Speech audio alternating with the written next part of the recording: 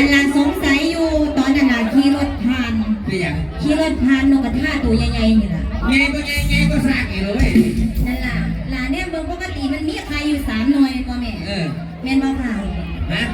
เลี้ยงไปนั่นมาเอากลับมาหล่อหมีใครเป็นคือเสียผู้ใดรักใครนกกระทาไปกินสงสัยลิง3 ตัวอยู่ทั้งข้างรักค่ะลิงยังใส่หมวกมันมีลิงอยู่ทั้งใจนกกระทาเนี่ยยะโสมีลิงอยู่ติแม่แล้วมันมีลิงกับข้างอยู่ใจกันแสดงว่ากินไข่เหมือนว่าขอบคุณหลายๆนะคะเด้อขอบคุณป้านะคะป้านวลแล้วก็ป้าอาชิตะเมืองชุมแพนะคะขอบคุณของพ่อแม่ซีวราเกียรติแม่ค่ะแต่ถ้าไหนก็บอกอาชิตะพิมยุงแพมาแล้วขอบคุณที่สร้างวัดอีลาด้วยค่ะระยะเวลา3 ปีกับของพ่อแม่ซีกับยังไงกำลังใจระบายในการตอบรับอีลาว่าหลานสิเฮ็ดยัง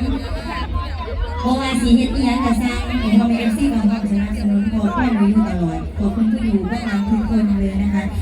เฮ็ดเห็นบ่มีในมือนี่ก็คือมีบ้านที่เราเป็นของเจ้าของแล้วเหลือแต่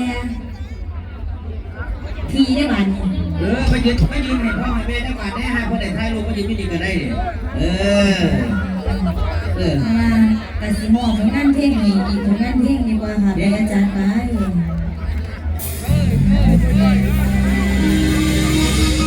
จ้าไปนี่เด้อหล่ะสิยังไปเอาตีควันมันมาเด้อถูกข้าเมียหาขึ้นหาทองเด้อผู้หลอกเป็นอยู่นี่ละพ่อจะไปใส่